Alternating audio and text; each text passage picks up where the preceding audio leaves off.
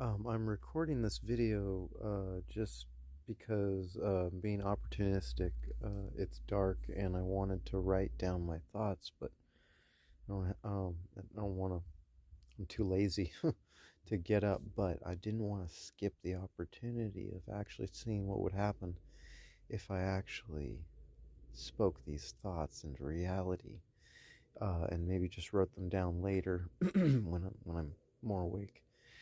But so I pulled the earlier I pulled, I'm going to put this on my chest. Okay, so earlier I pulled the Eight of Pentacles, and the subject recently has been in creating magic, creating original magic. And something, the energy makes me feel like this just doesn't want to come out. Like that, all that noise that you hear, the plane, all of a sudden, I was sitting here in silence, and now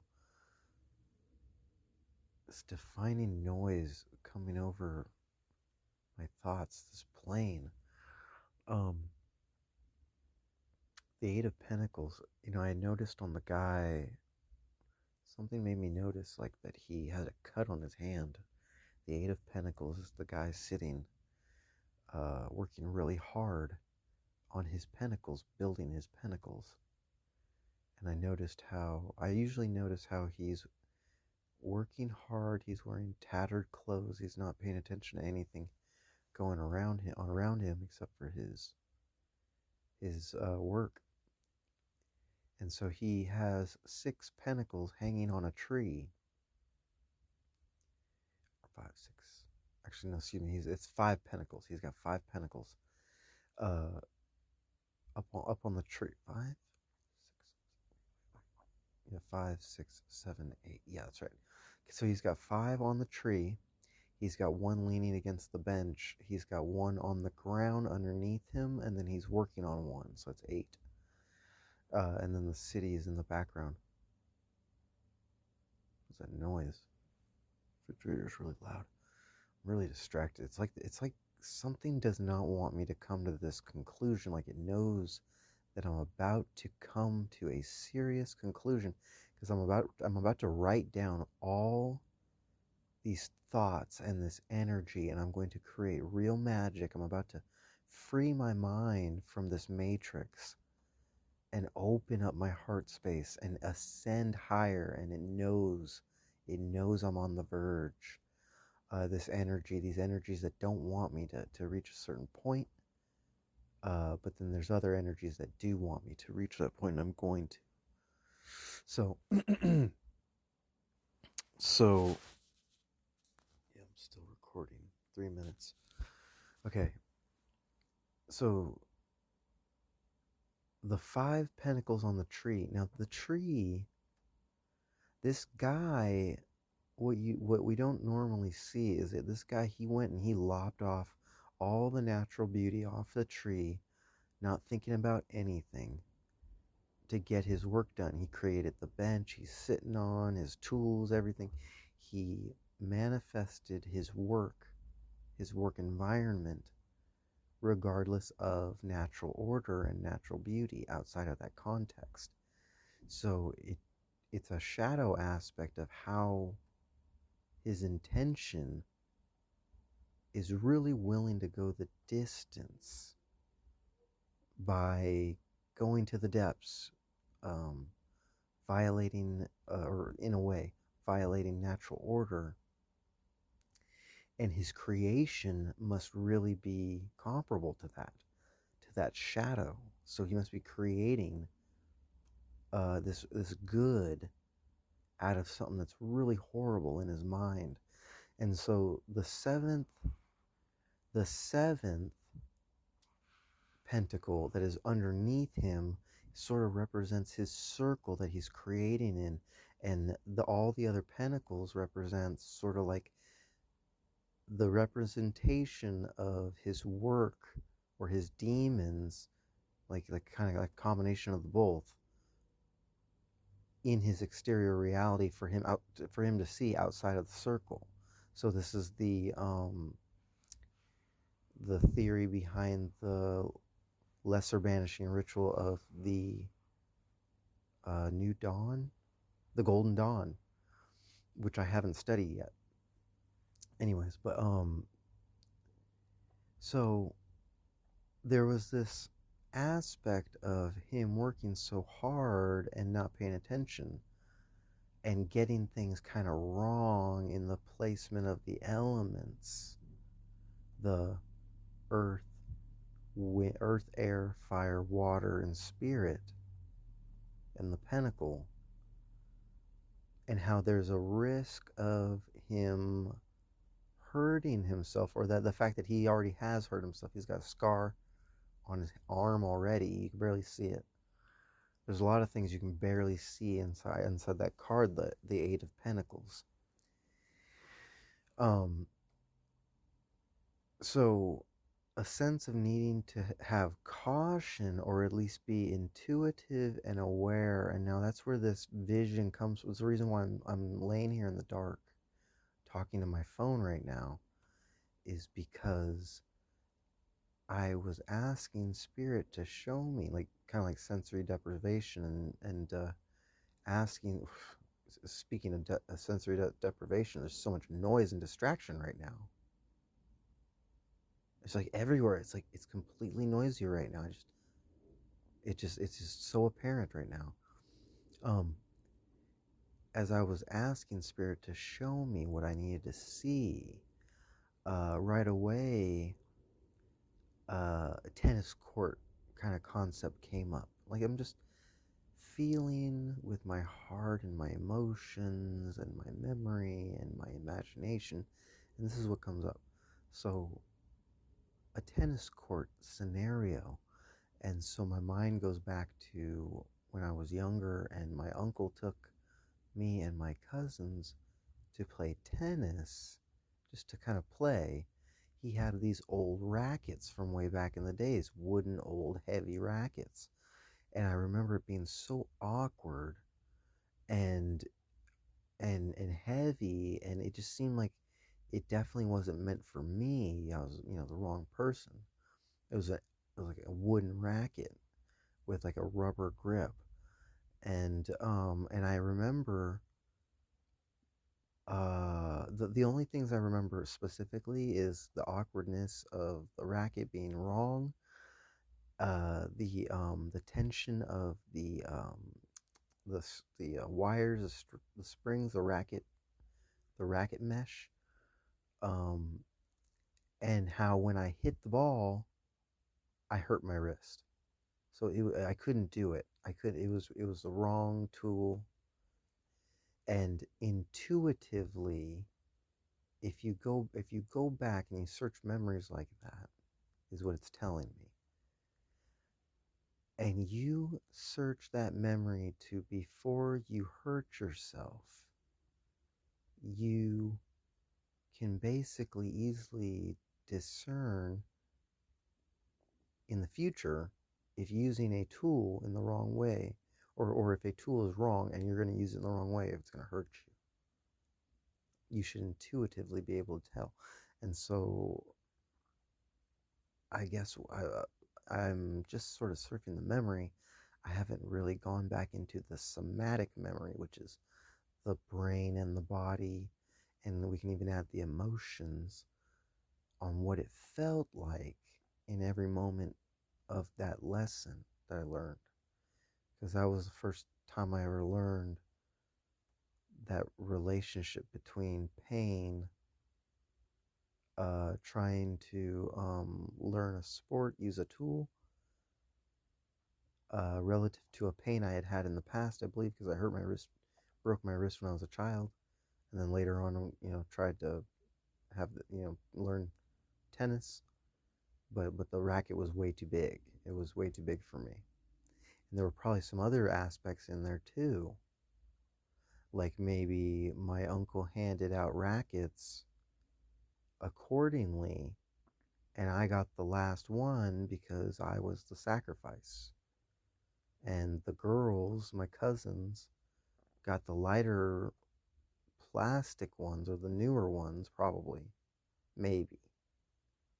Whether or not that happened is really irrelevant. But let's just say that this all makes sense in the context that my brain is making it up, my memory is serving me, is that there was a reason why distribution, for easier equipment, easier to use technology, there's a reason why that is distributed to people who can't perceive what the harder lessons will teach them. See how this is all making sense for my bigger life story? The reason why I came into this life was because, well, I am experiencing things on a multidimensional scale, an interdimensional scale. I am experiencing things in different dimensions simultaneously. Now that is not a projection of like any kind of like superiority or any kind of like, ooh, look at me, I'm special. This is an indicator that I am experiencing a level of soul loss, soul fragmentation, soul loss that is so severe that higher states of consciousness are they're guiding me from other dimensions all the way as deep as possible to retrieve this soul loss. Whether permanent or temporary, or whether I have fixed it already, by participating and be willing to admit, willing to participate, willing to come to the awareness, willing to write it down, regardless of which direction it's actually going in. The realization is very important to the vision, to the imagination, to the articulation, and to the lessons I'm learning, and the evolution and the steps I'm taking, and even in the astrological time of this moving forward in Aries, and I believe a new moon in Leo. This is all relevant. We're talking moons in Virgo, Saturn and Virgo in I think it might be Capricorn. There's a lot of shadow and mirror reflection in astrology, the current astrology that's happening right now, that is relative to my progress, as in a leave no man behind sort of spiritualism happening in other dimensions, making sure that no matter what happens, it happens now. No matter if it was meant to happen on one planetary existence or this one or another, it's happening. It's not being forced, but it's like a willingness. Everything's meeting together from past and future together in the present moment, and from different dimensionalities to give me the information I need without actually receiving the emotional coding, the heart center coding. It's a lot of wisdom, a lot of information coming through, a lot of hints, a lot of signs, but it's pointing to progress I haven't made yet. And on, maybe in the past I would have been really disappointed. I would have been really shocked, and I would have been really, destroyed in my ego, destroyed, in my feelings about myself, to feel like I was accomplishing something so special, and then to realize that, it was a failed experience, all the way back down to realizing that I'm not even awake at all on this road to spiritual awakening, what I'm experiencing is something else. And I guess this is the definition of being kind to oneself, because, I can't necessarily give up, and I'm on the verge, of realizing something significant in my story. And I can't get stuck in self. It's important that I move forward, because these energies that have grown attached to me, I need to get to know them. I need to get to know the relationship. I need to start writing it down, and I need to start creating a space where I can communicate with these energies, because there's a reason why I have kept them, and there's a reason why I have kept myself from moving forward relative to the past, relative to this present moment, relative to what I will accomplish in the future. Remove all doubt and know that I will accomplish something in the future. So that is, it always is, always will be, always was. And then this is also relative to my creative efforts moving forward in trying to establish what my thing is, trying to establish what message I'm trying to convey and how to do that. And this is relative to working harder out there to make money, but with the intention that every moment provides the experiences I need along my magical journey. The movement, the energy, the emotion, the elements all coming together in every single moment, expressing the infinite nature of existence, the infinite nature of the human person in every single second, every single moment, every single challenge, every single distraction.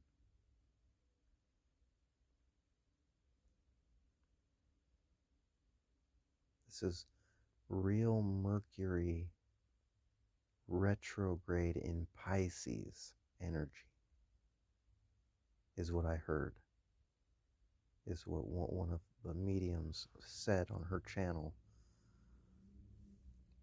Mercury retrograding into Pisces to retrieve cumulative knowledge of the entire zodiac and all the elements, so that when it moves forward, it knows exactly how to move forward in the sign it's moving forward. And so Mercury is in its Mercury in my chart is in Virgo in my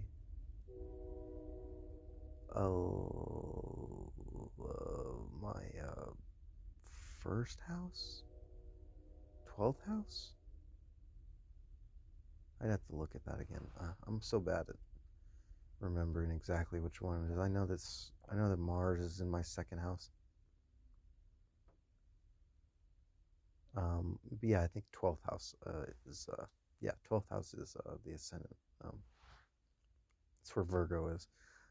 In mine, Virgo, Mercury in Virgo, and the moon. So it's all significant to the energy that the energy and information that I'm able to channel, or that I'm being given, I'm being shown, that I'm open to. It's all relative to this reversal mirroring that I'm detecting. Like kind of like the epitome of being the chosen one. But the concept of a chosen one is an infinite concept. It's not just one person or in one way. It's like the epitome of God showing itself in every person. The chosen one idea. And so in my story, this is how I'm coming about to that. Oof. man. Also, other notes. Let's see, I'm itching right now because I've just got all these bug bites from the incident where I had like 20 like spider bites or flea bites on my butt cheek. Like my right butt cheek is just on fire right now because it has all these bug bites. Ow. Um, and I think I even got some more in the days after. Something about this one side of my hemisphere down there, and I'm literally on my butt cheek, my right one. And that is also relative to the hemispheres of the brain being opposite to the body, in control of the body, and the masculine and feminine.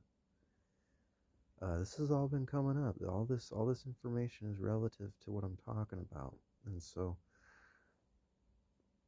I can speak a lot quicker than I can write, and I can be more coherent and keep on the general subject when I speak. But when I write, I tend to lead with the ego, and I leave out the more humbling information that I need to remember. And that is why I'm doing this. And that's why I started out by talking about the distractions. Because it's literally like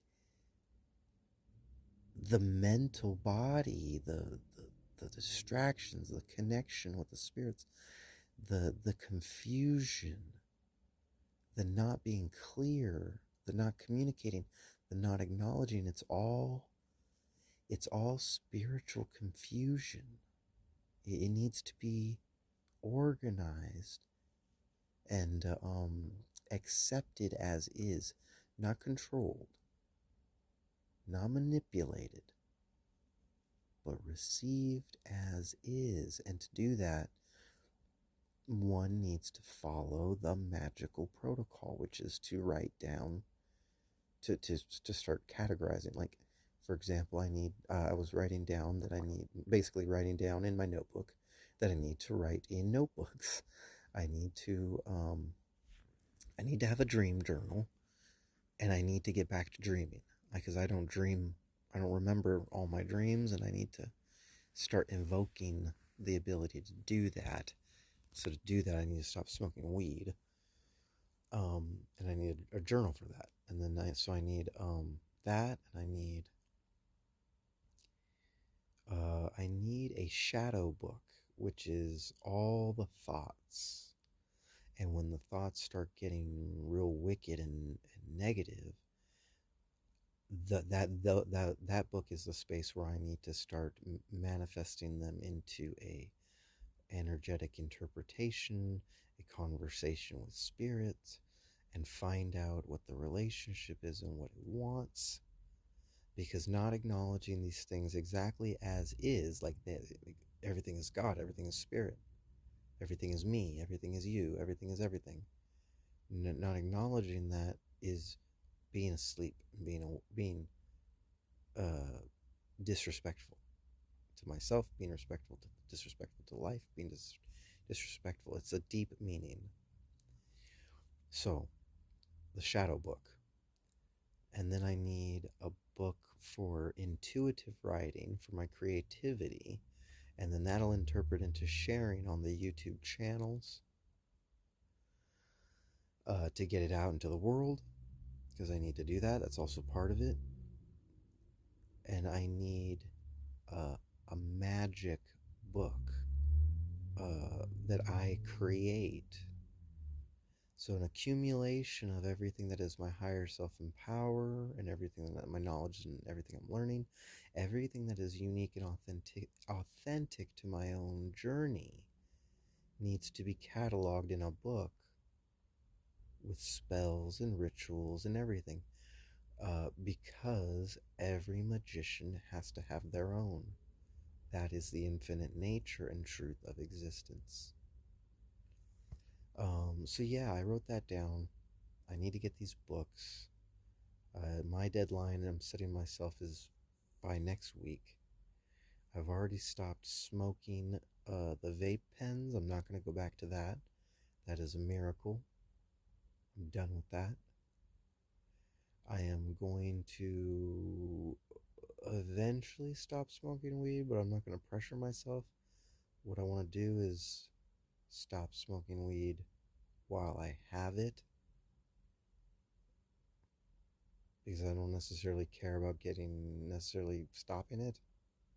It's not necessarily what my goal is. It's just that it's kind of blocking me. I smoke so much weed that it's blocking me, so I need to go on a break big time. Um, there's that, and then there's the masturbation, and I already stopped, looking at sexual images, and I try to stay away from as many images on just the regular YouTube as I can. Um, but that's part of it too. Part of the deeper spiritual meaning is getting all these vices, spirits, everything coordinated and acknowledged and brought into reality, so that I can figure out what I need to do with it. Because there's some serious blockers, and now is the time to retrieve soul loss, to find out what the bigger picture was, and to step into my actual authenticity and creativity that has just been a mask behind many, many layers of ego that I'm peeling back. I'm trying to find who I am, trying to find my strength and my truth in all this, all these illusions. And I'm really thankful. I'm really thankful that I can do this. I'm really thankful that my guides, angel, my guides, my resonance, I'm getting to know it. I'm getting to know myself, and I'm getting to know life and how it really works. And I'm thankful, they would never give up on me, but I'm thankful that I know that. I'm thankful, I'm confident in that. I'm thankful that, this life really does mean something.